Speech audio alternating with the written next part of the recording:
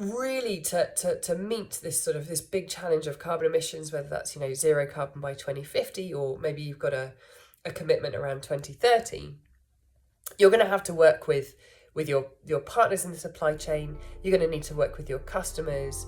You're going to need to work with, the universities that do the research. You're going to need to work with, maybe it is the local authorities where your facilities sit or your offices sit. And you're probably going to need to work with your peers to try and change the whole sort of landscape.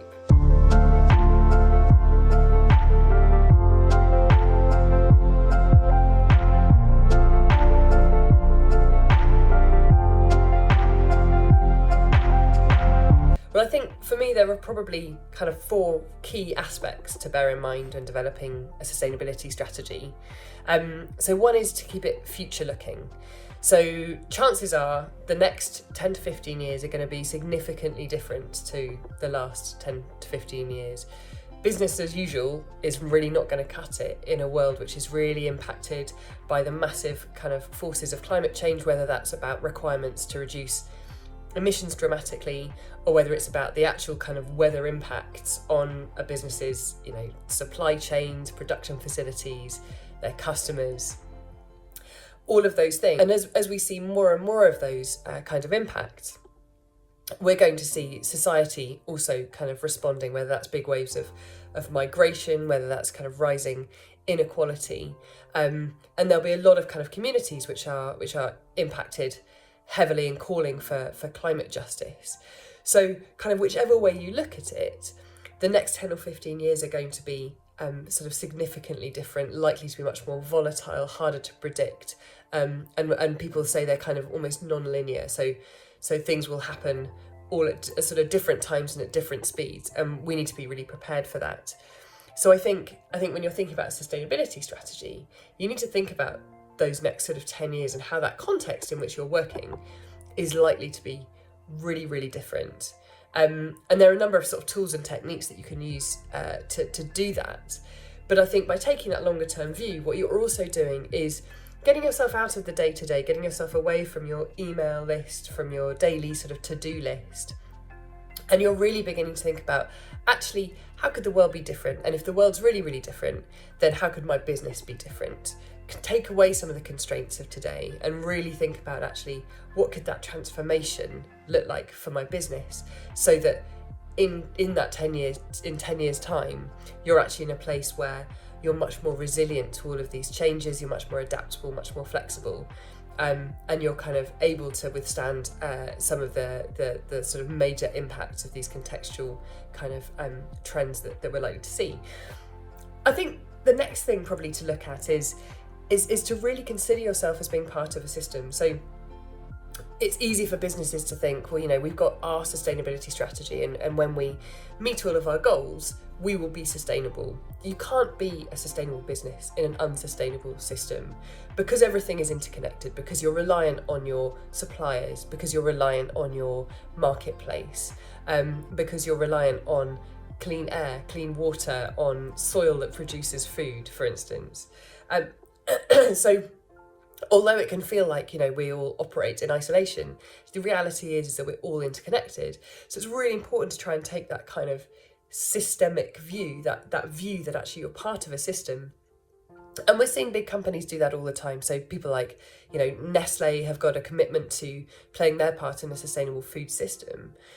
So rather than just looking at their own business, they're actually thinking about where they sit within that food system, whether that's about sort of sustainable nutrition, people getting the right foods kind of in the right way, in an accessible kind of form, or whether that's about sustainable production, so producing that food in a way in which regenerates the soil, in a way which helps to sort of clean water, clean air, and to save carbon.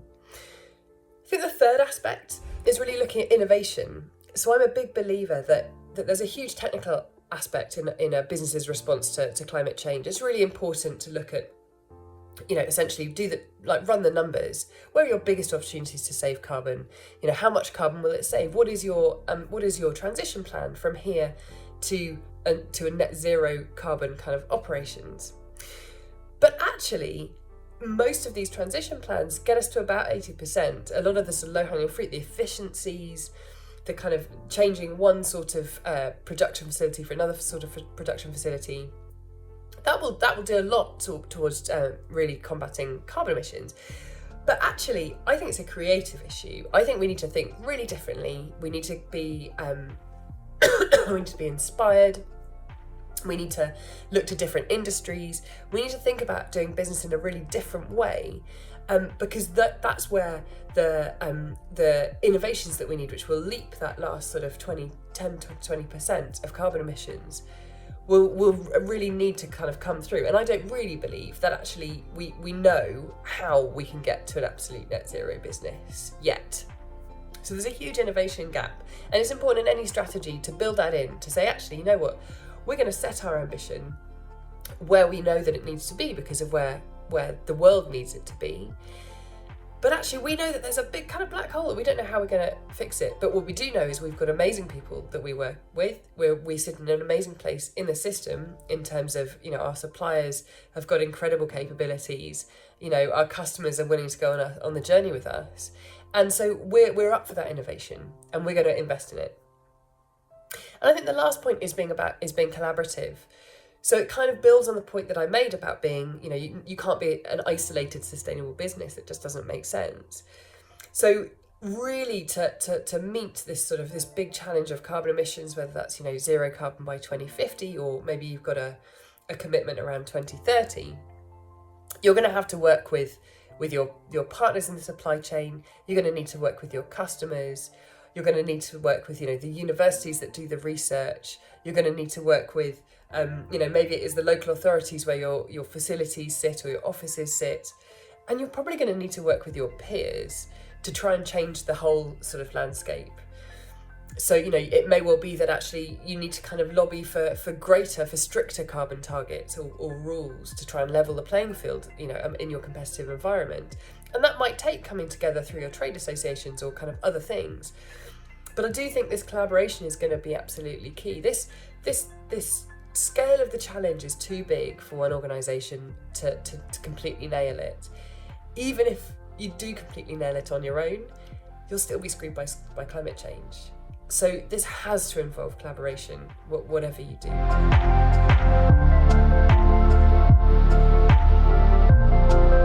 So I think probably the first one for me is that this is a long-term approach. So there are kind of 4 different principles of a net positive approach.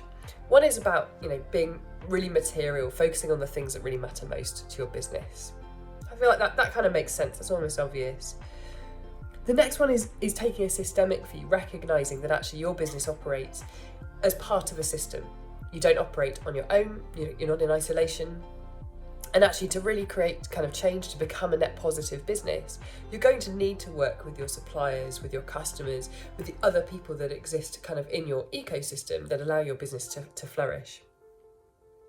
And it needs to be regenerative. So it needs to be not just aiming to stop harming, you know, the agricultural land that you're reliant on. It's actually about really trying to regenerate that soil to enable it to become more fertile, produce more crops kind of in the future. So those are 4 principles: transparent, systemic, material, and regenerative. Transparent, number 1, is actually you're going to have to share what you're doing, share the success, but also share the failure, to allow yourself to be held accountable, which is obviously really important, but also to allow the whole community to learn. So I think those 4 principles are really critical to any kind of net positive approach. And they're hard. This is going to be a long-term commitment, and it might involve you doing things really, really differently. If you're used to, you know, selling products, for instance, it might mean that you have to investigate how you could sell your product as a service. You know, it might mean that actually you have to work collaboratively with your peers and come together around kind of common issues in order to have that net positive impact. So I think that long-term view is really, really important. This isn't something you're going to get to within a couple of years. And to be honest, if you did, I would be very sceptical that actually you'd done it in a way in which was really authentic to the concept of net positive. I think probably the second thing is that net positive is really a way of being. It's not just doing. So I guess, again, I think targets are really important. IKEA has targets around, for instance, producing more renewable energy than the energy that they use, or perhaps planting more forests than the forest that they use. Targets are really important. You need to have that focus, you need to have that accountability. But actually, I think that it's kind of a way of being as well, because I think that the stake in the sand that Net Positive puts for your business can be transformative enough that actually it means that you actually have to begin to operate in a very different way. For instance, when IKEA puts in sort of furniture repair shops in its big stores, it's having to develop a new relationship with its customers. It's saying, bring your things back, work with us, we'll upskill you, let's work together to repair these things. And so I think it drives this kind of a slightly different way of operating or behaviour amongst your staff and your suppliers. And I think that's really important to Net Positive, and that's really core to being that Net Positive company. I think the last thing, and I'll say it again, is probably about transparency. So I think it can be a real challenge for companies. Companies aren't used to essentially kind of airing some of their dirty laundry in public. I think especially in these times where there are phrases like green hushing coming along, which is where a company might be afraid of talking about all the amazing things that they're doing because actually they're afraid that they're going to be attacked. And that people will say, actually, no, you're not doing enough. Or actually, what about this other part of your business, which is having a hugely negative impact? So in this world of kind of green hushing, this message of transparency is actually quite hard to get across. But I do think that it's really, really critical. So for instance, I heard a story recently about Levi's. They produced what they call the wasteless jean. Which essentially was a kind of, a jean made up of a particular mixture of sort of polyester and cotton, which meant there was a lot less waste created in the production system.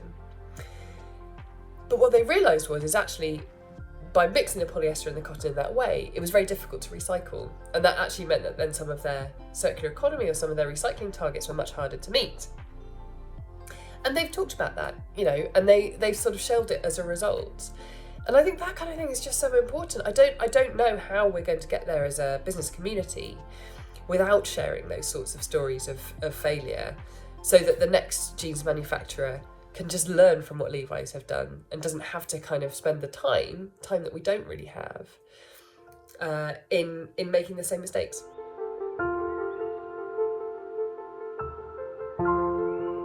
Now, I think that really there are two ways to interpret that question. I think that, you could say contribution is literally the amount of carbon emissions that a business produces.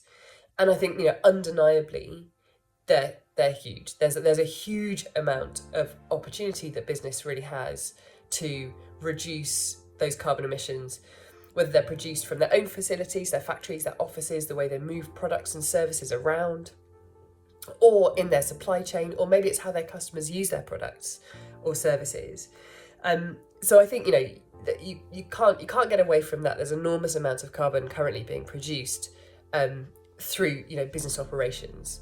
I think another aspect of that could be also where the businesses choose to invest their money in their pension funds and things like that. There's a lot of controversy at the moment around pension funds that have been invested in fossil fuels. And so it's perhaps not just the businesses' really direct impacts in terms of the carbon that they directly control, but it's also the impact of some of their business activities around, investments and other things, which can have a huge contribution to those carbon emissions which that business is responsible for.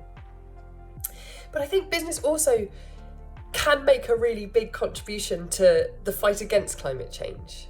I think that it's hugely well placed. Business is all about innovation, and innovation is absolutely critical to solving this climate challenge.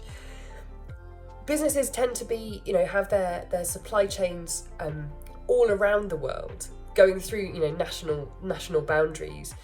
They're not bound by electoral cycles. They're not necessarily bound by the need to make policy which is appealing to populations. They can move really quickly, and that's what they're really good at. And so I think business has got a huge opportunity. And in my experience, I've been working in this field for sort of 10 to 15 years, and actually the pace of change has been extraordinary. You know, these sort of eco activities were really niche when I first started. And actually now we're finding them really mainstream, whether it's sort of Hellmann's mayonnaise with free range eggs, or whether it's, you know, McDonald's with organic milk. It feels like actually this conversation is kind of much more mainstream. I think that's one of the power of business, is to really, you know, bring it into people's homes, to make it feel normal, as well as using all of the kind of the power of its investments and influence to really move the dial on saving carbon. And I think it's an opportunity for business as well. People want to work for companies which they think are being a part of the solution and not part of the problem these days. And I think, and there's data out there that backs that up. I think that, you know, to a certain extent, consumers want to buy from it. I don't think perhaps they're rewarding business in the way in which business might like at this point. But I do think there's a certain amount of, you know, a business's license to operate being reliant on their approach to carbon. And I think as well, you know, having a sensible and ambitious approach to carbon helps to mitigate risk in the future as well. We're seeing a lot of legislation coming in from the EU and from other places, which is only going in one direction, and that's really to encourage businesses to save more and more sort of carbon and be more and more sustainable in their operations more generally. So I think that there's an opportunity to contribute towards the fight against climate change, but it also reduces the risk that company experiences as well.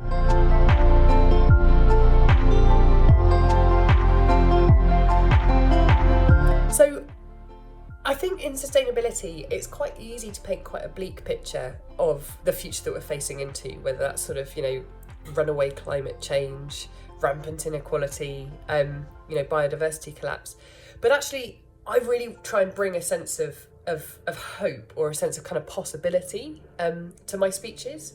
I think, you know, we're in an enormous time of change, and I have a lot of confidence, I guess, in humanity's ability to adapt to challenges like this. I feel like we've probably adapted to harder challenges in the past, and I think that, you know, there's just a lot of opportunity to really do things in a better way. I think that times of change are also, you know, there are also times where you can make a lot of progress on other issues. So there's one scenario that we managed to reduce carbon, but actually we still have a hugely depleted environment, or we still have a hugely disconnected society. And actually, if we're going to go through this transition anyway, because the science tells us that we have to, can't we use this as an opportunity to actually try and meet some of those other of the Sustainable Development Goals? Could we end up with a better society as a result of trying to drive down carbon emissions, for instance? And really, just the scale and speed of change has been absolutely astounding. The volume of solar panels, of wind turbines now being sold and deployed, you know, the cost of that kind of energy has, you know, the volume's gone right up and the cost has come right down. And, you know, I think that's so exciting, and it means that there's loads of reasons to be hopeful, to be, you know, dare I even say it, to be optimistic about us getting there. And that's the kind of thing I really want to bring to the kind of speeches that I give, is that sense of hope and possibility. Because I think without that we won't get any action.